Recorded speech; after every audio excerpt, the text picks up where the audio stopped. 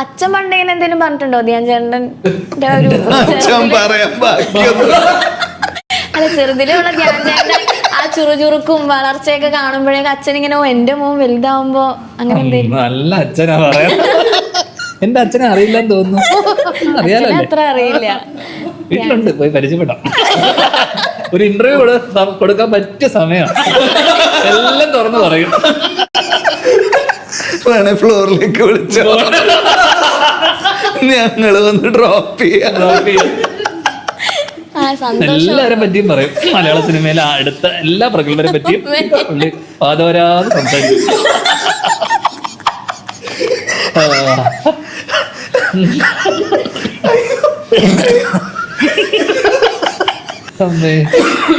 അതോടെ നിന്റെ ഫ്ലോർ എന്താന്നുള്ളത് ആഴ്ച കൂട്ടി കെട്ടുന്നു.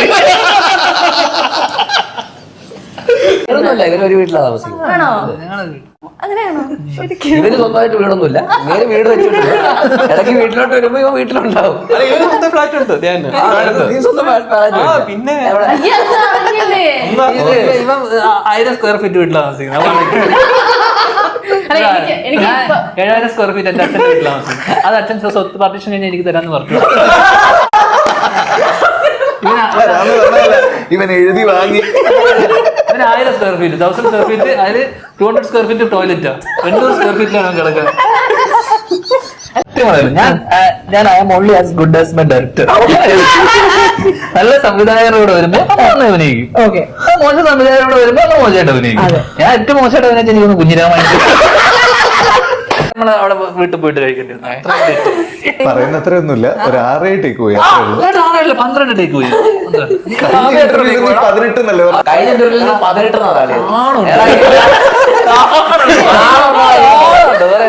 10 താഴെ.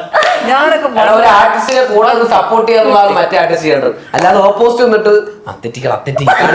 നീ തെറ്റിച്ചിട്ട് വേണം എനിക്ക് ഇവിടെ ഒന്ന് നിൽക്കാൻ എന്നുള്ള കോംപ്ലക്സ്. അതായത് ചേട്ടൻ ചാക്കോ ഭാഷ എന്റെ അച്ഛനല്ല നിന്റെ അച്ഛനായിരുന്നു. കയ്യടി മൊത്തം എല്ലാ ആക്ഷൻ കട്ട് കഴിഞ്ഞ് കഴിയുമ്പോഴും ഞാൻ അഭിനയിച്ച ടേക്ക് ആണെങ്കിൽ ബേസി വെരി ഗുഡ്, ബേസി എക്സലന്റ്, ബേസി സൂപ്പർ. അത് പറയണേന്ന് പറഞ്ഞാൽ എന്റെ മുന്നിൽ ആവാൻ വേണ്ടിട്ട് ആദ്യമേ ഏട്ടനോട് വെരി ഗുഡ് പറയണേ, വെരി ഗുഡ് പറയണേ. ഈ യൂറോപ്യൻ അങ്ങനത്തെ പല സിനിമകളിൽ ഇതുകൂടെ കണ്ടുവന്ന് വളർന്ന ഒരാളാണ്.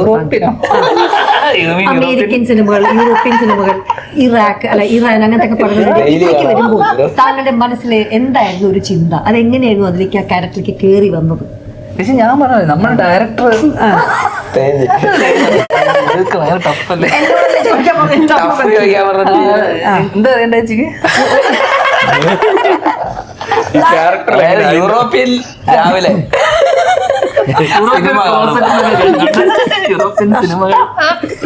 ഞാനിങ്ങനെ ഭയങ്കര ഇമോഷണൽ സീൻസ് ഒക്കെ ചെയ്യണമെന്നുണ്ടെങ്കിൽ ഇങ്ങനെ ഇരുട്ടത്തേക്കൊക്കെ മാറി നിന്ന് സ്വയം അഭിനയിച്ചിട്ട് തിരിച്ചു ഇല്ല പ്രാർത്ഥിക്കാൻ പോകുക.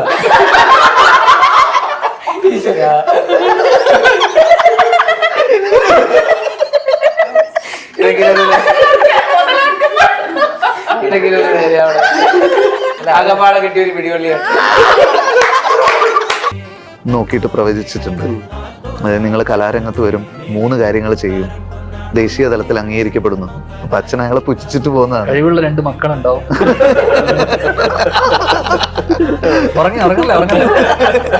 അതിലൊരുത്തനൊരു മണ്ടനായിരിക്കും. അതാണ് 3 കാര്യം.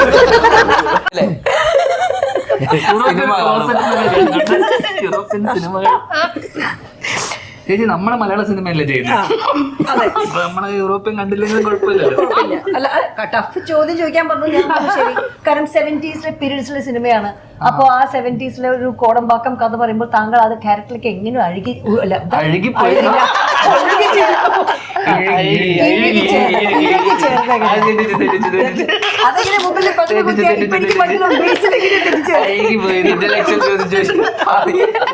ചോദ്യം ചോദിച്ച് അഴുകിപ്പോയി. എങ്ങനെ താങ്കൾ ചേർന്നു?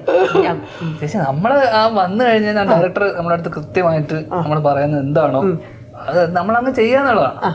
പിന്നെ നമ്മൾ ആക്ടേഴ്സ് ആയതുകൊണ്ട് നമുക്ക് അത്ര ചേച്ചിക്ക് ബുദ്ധിപരമായ ഉത്തരവാണ് വേണ്ടത്. ധ്യാന ഉത്തരം പറ്റും.